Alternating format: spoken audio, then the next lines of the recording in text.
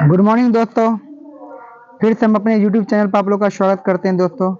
आज आधुनिक भारत का तीसरा भाग है दोस्तों। आज का जो हम लोग का टॉपिक है क्षेत्रीय राज्य पंजाब एवं मैसूर। क्या है दोस्तों? क्षेत्रीय राज्य पंजाब एवं मैसूर। आज का पहला प्रश्न है दोस्तों, टीपू सुल्तान ने अपनी राजधानी बनाई। टीपू सुल्तान ने अपनी राजधानी बनाई। तो दोस्तों इसका आंसर क्या होगा? श्रीरंगपट्टनम में। कहाँ होगा दोस्तों? श्रीरंगपट्टनम में। तो इसका आंसर क्या होगा दोस्तों? श्रीरंगपट्टनम में टीपू सुल्तान ने अपनी राजधानी बनाई थी। दोस्तों आइए अब इसका कंक्लूजन देखते हैं। टीपू सुल्तान ने श्रीरंगपट्टनम को अपनी राजधानी बनाया एवं यहाँ जैकोबिन क्लब की स्थापना की। किसका दोस्तों? जैकोबिन क्लब की स्थापना की और उसका सदस्य बना। साथ ही उसने अपनी राजधानी में फ्रांस और मैसूर के मैत्री का प्रतीक स्वतंत्रता का वृक्ष रोपा। टीपू सुल्तान ने अपनी समकालीन विदेशी राज्यों में मैत्री संबंध बनाने तथा अंग्रेजों के विरुद्ध उनकी सहायता प्राप्त करने के लिए अरब, कस्तूनिया, जो आधुनिक इस्तांबुल के नाम से जाना जाता है, काबुल और मॉरिशस में अपने दूत मंडल भेजे। तो ये दोस्तों इसका कंक्लूजन था। प्रश्न फिर से देख लीजिए दोस्तों।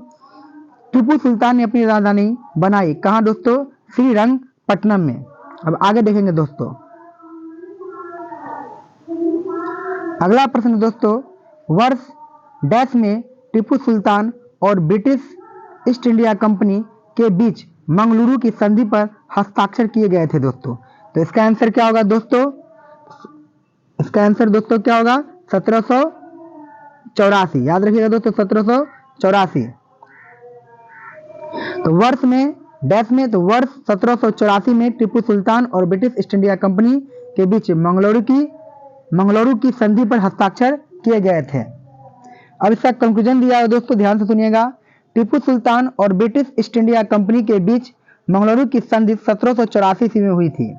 इस संधि के बाद द्वितीय मैसूर युद्ध 1780 से 1784 के बीच हुआ था। दोस्तों अगला क्वेश्चन देखेंगे, क्वेश्चन नंबर 3 हम लोग देखेंगे। अंग्रेजों ने श्रीरंगपट्टनम के संधि किसके साथ की थी? अंग्रेजों ने श्रीरंगपट्टनम की संधि किसके साथ की थी?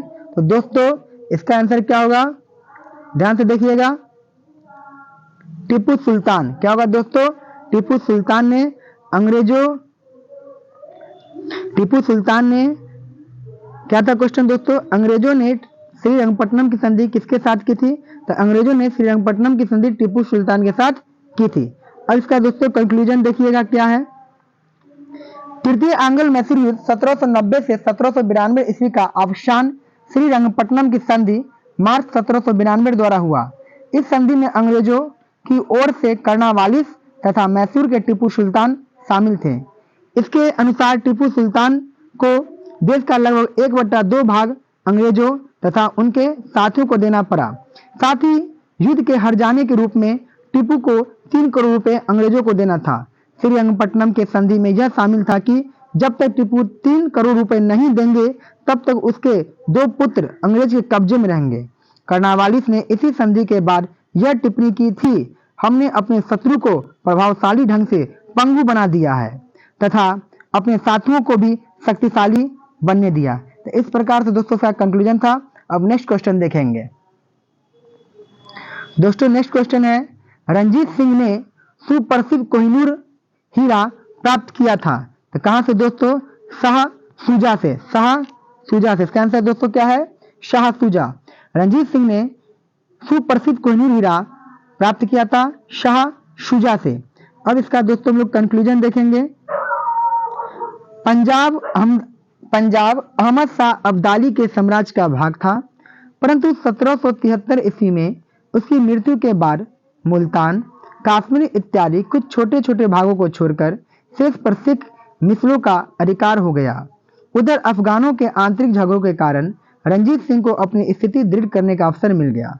1800 ईस्वी में अहमद शाह अब्दाली का पौत्र शाह शुजा काबुल की गद्दी पर बैठा, परंतु उसके भाई शाह महमूद ने शक्तिशाली बकजई सरदारों फतेह खान और दोस्त मोहम्मद की सहायता से उसे 1809 ईस्वी में विस्थापित कर दिया तथा स्वयं कश्मीर और पेशावर पर अधिकार कर लिया।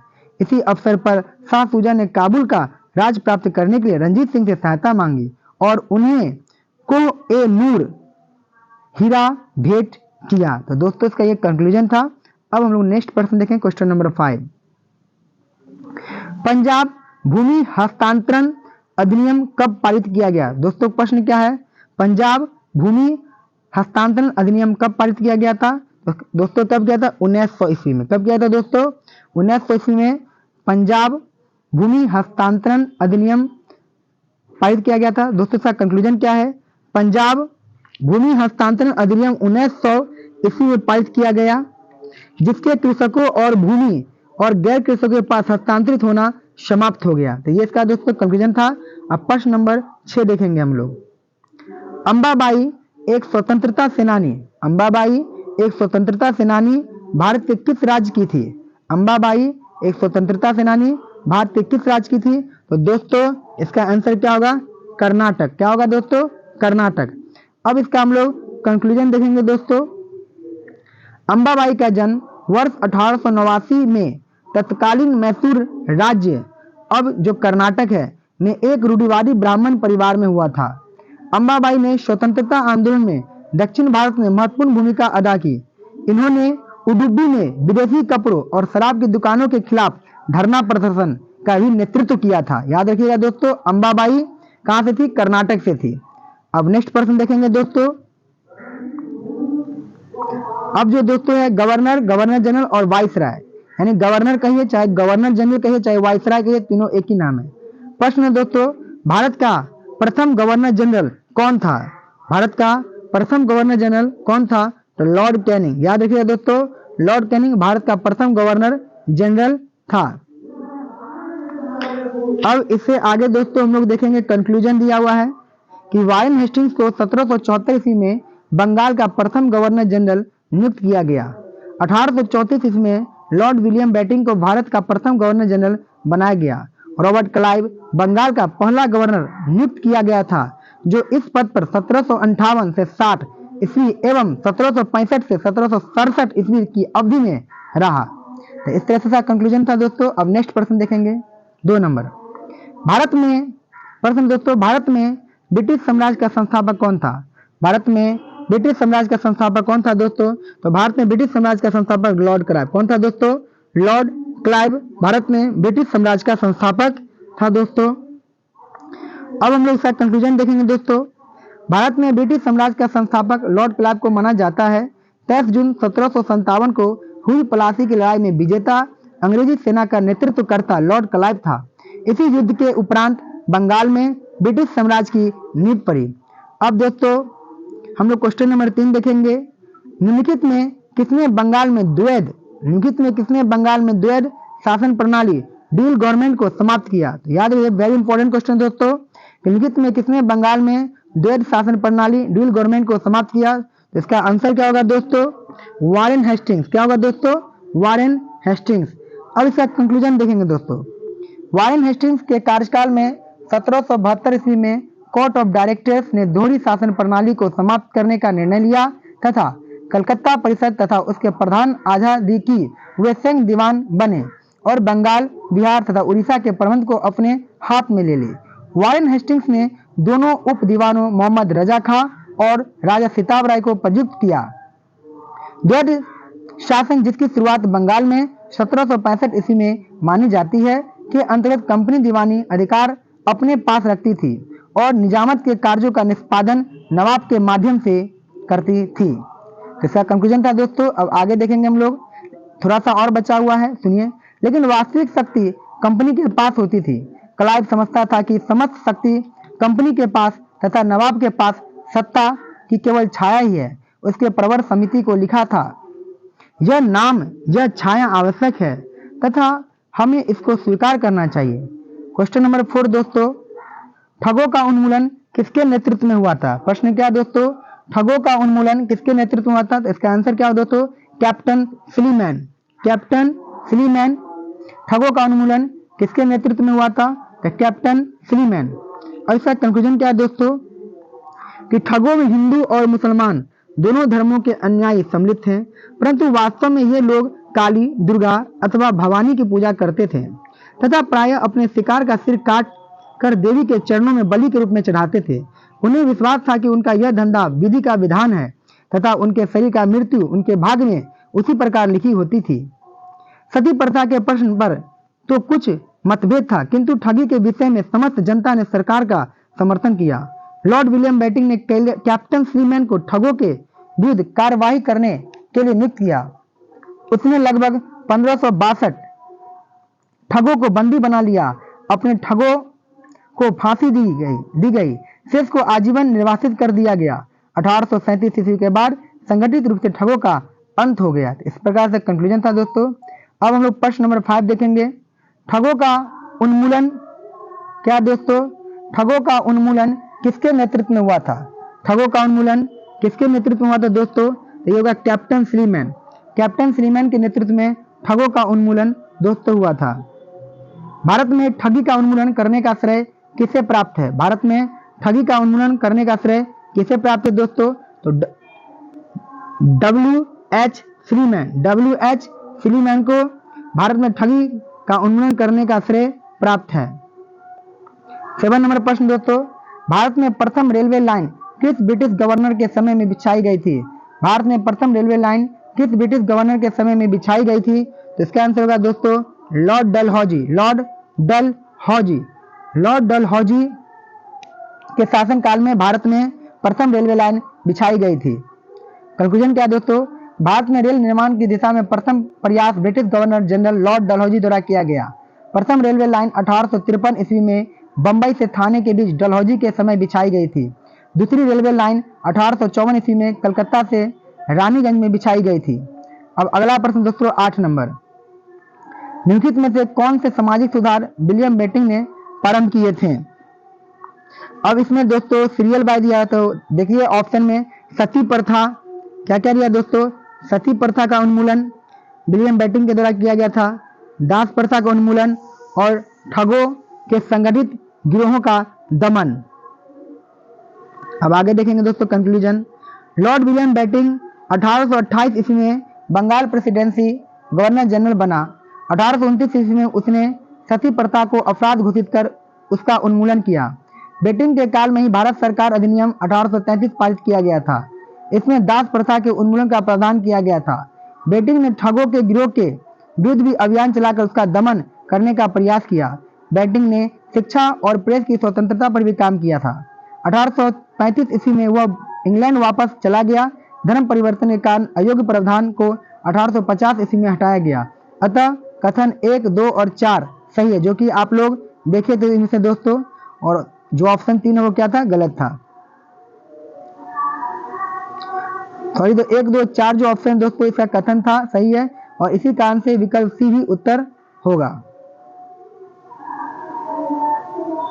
अब आगे देखिए दोस्तों क्वेश्चन नंबर 9, सती प्रथा को गैर कानूनी किसने घोषित किया? सती प्रथा को गैर कानूनी किसने घोषित किया दोस्तों? तो इसका आंसर क्या होगा दोस्तों? सती प्रथा को किसने गैर कानूनी घोषित किया? सती प्रथा को किसने गैर कानूनी घोषित किया? तो सती प्रथा गैर कानूनी विलियम बेटिंग ने किया। किसने किया दोस्तों? विलियम बेटिंग ने किया। क्वेश्चन नंबर 10, अफगानिस्तान के प्रति आक्रामक नीति किस वायसराय ने अपनाई थी? तो इसका आंसर हो लॉर्ड लीटन। किसने अपनाया था? Lord Lytton. कंफ्यूजन क्या है दोस्तों? 1876 ईस्वी में लॉर्ड लीटन के वायसराय बनकर आने पर अफगानिस्तान के प्रति अपनाई गई नीति में परिवर्तन आया। कुशल आक्रमण्यता की नीति के स्थान पर अग्रगामी नीति का अनुसरण होने लगा। क्वेश्चन नंबर 11 क्या है दोस्तों? Lord Lytton. क्वेश्चन नंबर 11 दोस्तों, लॉर्ड लीटन लिखित में से किससे संबंधित नहीं है? लॉर्ड लीटन लिखित में से किससे संबंधित नहीं है? इसका आंसर क्या होगा दोस्तों? डी, इल्बर्ट बिल से संबंधित नहीं है। लॉर्ड लीटन इल्बर्ट बिल से संबंधित नहीं है। ऐसा कंक्लूजन देखिए दोस्तों, लॉर्ड लीटन इल्बर्ट बिल विवाद से संबंधित नहीं थे। Ilbert bill viceroy Lord Ripon के कार्यकाल में पेश किया गया था। इस बिल में वरिष्ठ भारतीय न्यायाधीशों को यूरोपीय अपराधियों पर मुकदमा चलाने की अनुमति देने की मांग की गई थी। प्रश्न नंबर 12 दोस्तों, किसने सिंध विजित कर उसका अधिग्रहण किया? किसने सिंध विजित कर उसका अधिग्रहण किया? तो इसका आंसर होगा दोस्तों नेपियर ने। किसने किया था दोस्तों? नेपियर ने किया था। कंक्लूजन सुनिए दोस्तों। Governor general Lord Ellenborough के काल 1842 से 1844 ईस्वी के दौरान 1843 ईस्वी में चार्ल्स नेपियर द्वारा सिंध को पूर्ण रूप से ब्रिटिश साम्राज्य को मिला लिया गया। यह प्रथम आंग्ल अफगान युद्ध का एक प्रमुख परिणाम था। अब क्वेश्चन नंबर 13 देखेंगे दोस्तों। भारतीय इतिहास के औपनिवेशिक काल के संदर्भ में सूची 1 और सूची 2 के साथ सम्मिलित कीजिए, यानी सूची को मिलाना है दोस्तों। इसमें प्रश्न को देखेंगे डायरेक्ट यहाँ से दोस्तों हम लोग, आप लोग देख सकते हैं कि मैकडोनाल्ड का संबंध किससे दोस्तों? कम्युनल अवार्ड से संबंधित है। लिन लिथको का संबंध अगस्त प्रस्ताव से है। डलहौजी का संबंध डॉक्ट्रिन ऑफ लैप्स से है। चेम्सफोर्ड का संबंध द्वैध शासन से है। तो इसको याद रखिएगा दोस्तों, मैकडोनाल्ड का संबंध कम्युनल अवार्ड से है। लिन लिथको का संबंध अगस्त प्रस्ताव से है। डलहौजी का संबंध डॉक्ट्रिन ऑफ लैप्स से है। चेम्सफोर्ड का संबंध द्वैध शासन से है दोस्तों। अब आगे देखेंगे दोस्तों, निम्नलिखित में से किस राज्य को लॉर्ड डलहौजी के हड़प नीति के तहत शामिल नहीं किया गया था? यानी इसमें से कौन सा ऐसा राज्य है जो लॉर्ड डलहौजी के द्वारा हड़प नीति से नहीं मिलाया गया था? तो इसका आंसर होगा दोस्तों बी नंबर, जयपुर। कौन सा दोस्तों होगा? जयपुर को नहीं मिलाया गया था। इसका कंक्लूजन सुनिए दोस्तों। लॉर्ड डलहौजी 1848 से 56 ने अवध के नवाब वाजिद अली शाह पर कुशासन का आरोप लगाकर फरवरी 1856 को अवध का अंग्रेज राज्य में विलय कर लिया। अवध के अतिरिक्त डलहौजी के व्यापगत के सिद्धांत के अंतर्गत विलय किए गए प्रदेश सतारा 1848 ईस्वी, जैतपुर एवं संभलपुर 1849 ईस्वी में, बघाट 1850 ईस्वी में, उदयपुर 1852 ईस्वी में, झांसी 1854 ईस्वी में तथा नागपुर 1854 ईस्वी में थे। जयपुर इसमें शामिल नहीं है।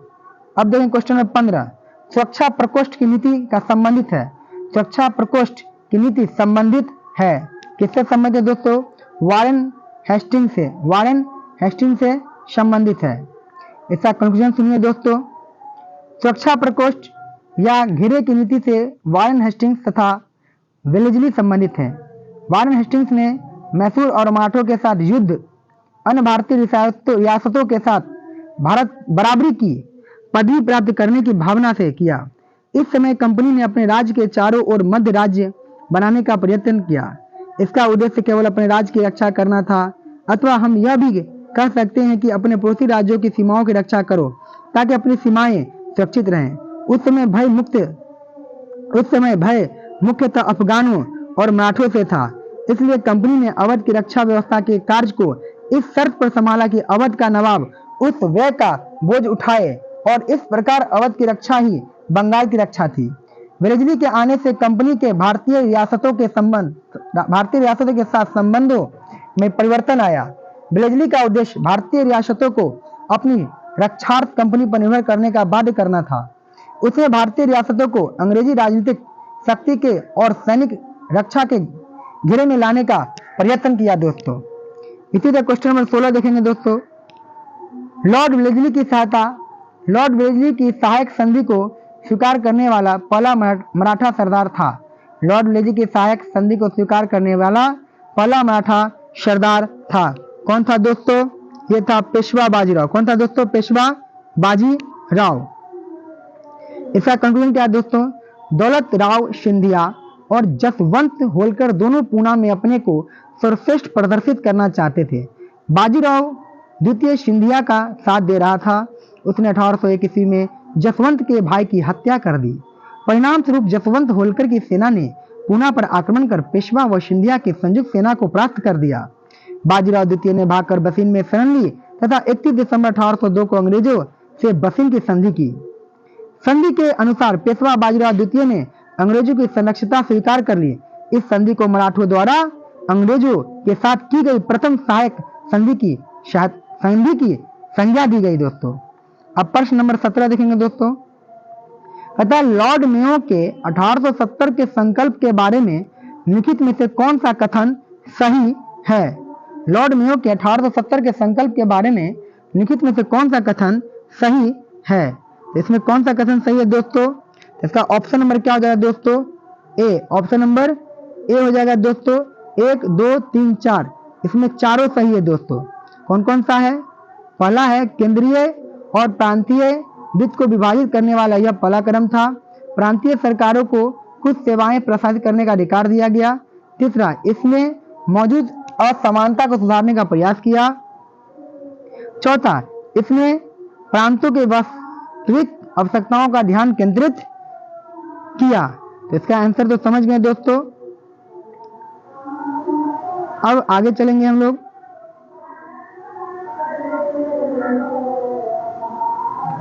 इसका कंक्लूजन देख दोस्तों।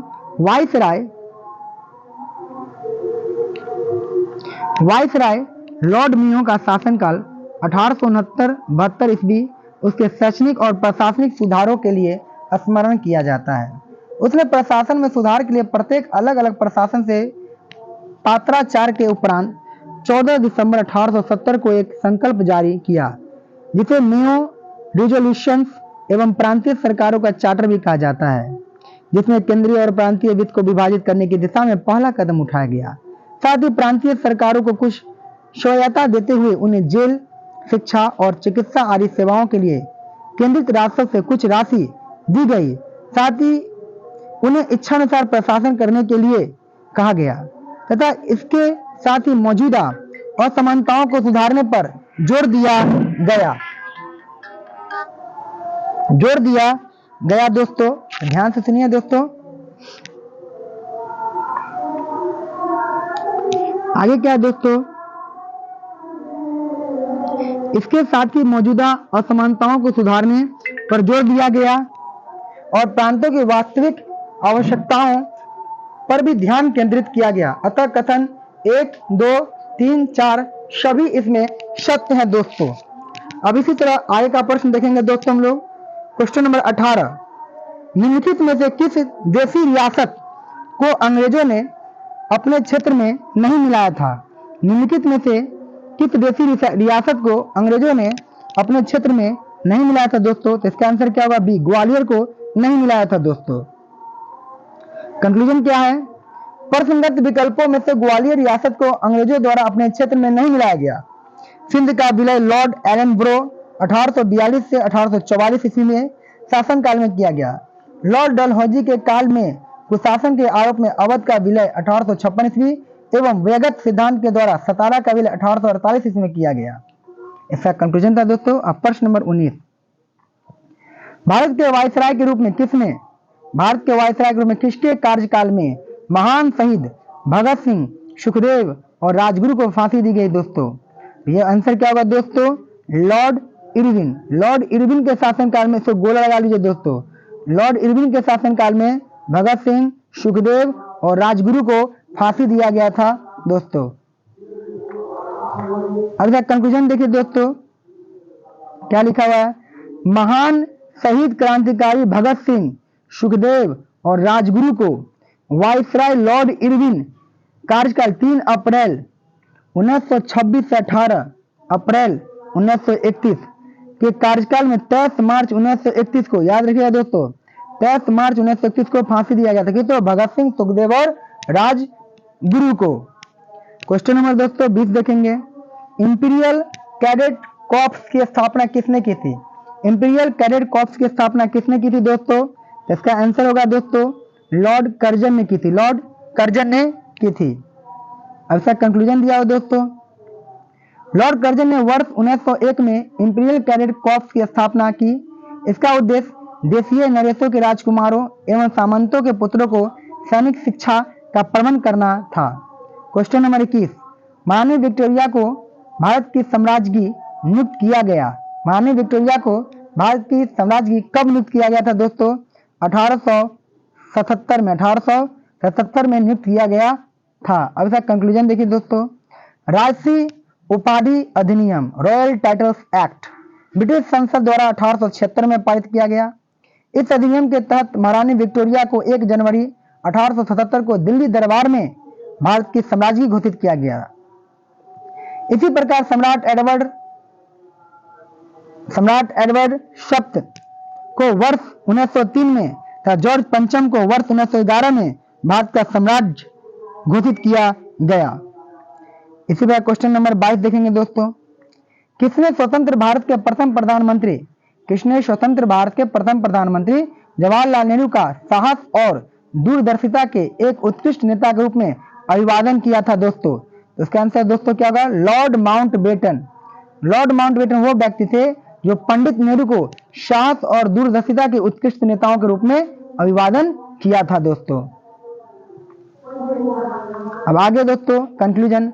लॉर्ड माउंटबेटन ने स्वतंत्र भारत के प्रथम प्रधानमंत्री जवाहरलाल नेहरू का साहस और दूरदर्शिता के उत्कृष्ट नेता के रूप में अभिवादन किया। क्वेश्चन नंबर 10 देखेंगे दोस्तों। मुझे विश्वास है कि कांग्रेस अपने विनाश की तरफ जा रही है और मेरी यह बड़ी इच्छा भारत में रहते होगी कि इसके शांति प्रिय निधन के लिए इसका सहायक बनूं। यह किसने कहा? यह किसने लिखा दोस्तों? मुझे विश्वास है कि कांग्रेस अपने विनाश की तरफ जा रही है और मेरी यह बड़ी इच्छा भारत में रहते होगी कि इसके शांतिपूर्ण निधन के लिए इसका सहायक बनूं। यह किसने लिखा था दोस्तों? ये किसने लिखा था? तो ये लिखा था किसने दोस्तों? लॉर्ड कर्जन ने। किसने लिखा था दोस्तों? लॉर्ड कर्जन ने लिखा था। कंक्लूजन सुनिए दोस्तों। अंग्रेज शासक समझते थे कि नरमपंथियों के नेतृत्व में कांग्रेस काफी कमजोर है, जनता में इसकी पैठ नहीं है, अतः इसके खत्म किया जा सकता है। इस नीति के सबसे बड़े प्रवक्ता थे लॉर्ड कर्जन। वर्ष 1900 में कर्जन ने ब्रिटिश सेक्रेटरी ऑफ स्टेट को लिखा, मुझे विश्वास है कि कांग्रेस अपने विनाश की तरफ जा रही है और मेरी यह बड़ी इच्छा भारत में रहते होगी कि इसके शांतिपूर्ण निधन के लिए सहायक बनूं। वर्ष 1903 में उन्होंने मद्रास के गवर्नर को लिखा, जब से मैं भारत आया हूं मेरी नीति यही रही है कि किसी भी तरह कांग्रेस को नपुंसक बना दूं। कर्जन ने कांग्रेस अध्यक्ष के नेतृत्व में प्रतिनिधि मंडल से मिलने से इनकार कर दिया। अब प्रश्न नंबर 24 देखेंगे दोस्तों। प्रश्न नंबर 24 देखेंगे दोस्तों। निम्नलिखित में से किस वायसराय के कार्यकाल में भारतीयों को राय बहादुर और खान बहादुर की उपाधि प्रदान की गई थी? इसमें से दोस्तों ऑप्शन नंबर ई इसका हो जाएगा दोस्तों। इसका कंक्लूजन देखिए। 1857 के विद्रोह के समय अंग्रेजों की सहायता करने वाले देसी शासकों, जमींदारों आदि को अपना विश्वास पात्र बनाने के लिए उन्हें उपाधियां, खिलत, भूमि अनुदान, ऋण माफी आदि सुविधाएं प्रदान की जाने लगी। इनमें हिंदुओं को दी जाने वाली प्रमुख उपाधि राय बहादुर, हिंदुओं को कौन सा उपाधि दोस्तों? राय बहादुर, और मुस्लिमों एवं पारसियों को दी जाने वाली समकक्ष उपाधि खान बहादुर थी। 1859 एवं 1860 ईस्वी से इन उपाधियों को दिए जाने के साक्ष्य मिलते हैं। प्रश्न नंबर 25 देखेंगे दोस्तों। प्रथम भारतीय जिन्होंने स्वाधीन भारत में गवर्नर जनरल का पदभार ग्रहण किए थे वह कौन थे दोस्तों? सी राजगोपालचारी। प्रथम भारतीय जिन्होंने स्वाधीन भारत में गवर्नर जनरल का पद ग्रहण किए थे सी राजगोपालचारी दोस्तों। इसका कंक्लूजन दिया दोस्तों। सी राजगोपालचारी वर्ष 1948 से 50 तक स्वतंत्र भारत के प्रथम भारतीय और अंतिम गवर्नर जनरल थे। इस पद पर 26 जनवरी 1950 तक रहे। वर्ष 1952-1954 तक मद्रास के मुख्यमंत्री रहे। वर्ष 1959 में विभिन्न मुद्दों पर कांग्रेसी नेताओं से मतभेद के कारण कांग्रेस छोड़कर स्वतंत्र पार्टी का गठन किया। प्रश्न नंबर 26 देखेंगे दोस्तों। स्वतंत्र भारत के पहले भारतीय गवर्नर जनरल थे। स्वतंत्र भारत के पहले भारतीय गवर्नर जनरल राजगोपालचारी। कौन थे दोस्तों? राजगोपालाचारी। अब देखेंगे दोस्तों ब्रिटिश शासन का भारतीय अर्थव्यवस्था पर प्रभाव। प्रश्न क्या है दोस्तों?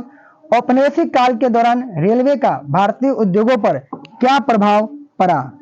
तो क्या प्रभाव दोस्तों पड़ा?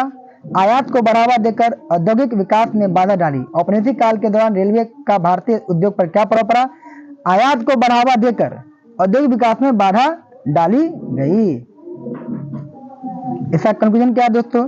भारत में पहली रेल वर्ष 1853 में बंबई से थाने के बीच चली गई थी।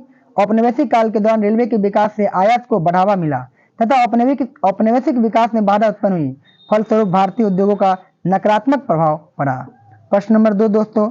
अस्थायी बंदोबस्त किसके साथ किया गया? अस्थायी बंदोबस्त किसके साथ किया गया दोस्तों? तो जमींदारों के साथ। किसके साथ किया गया दोस्तों? जमींदारों के साथ। आगे दोस्तों इस तरह से हमारा कंक्लूजन समाप्त होता है दोस्तों। आगे के सभी प्रश्न आप देख चुके हैं। तो आज के लिए इतना ही दोस्तों। फिर नेक्स्ट वीडियो में हम लोग मिलेंगे तो नेक्स्ट टॉपिक पर बात करेंगे। फिर से एक बार रिवीजन कर लेते हैं दोस्तों, ध्यान से आप लोग देखिएगा अगर करना है तो। अच्छा चलिए एक बार फिर से कर लेते हैं हम लोग। देखिए दोस्तों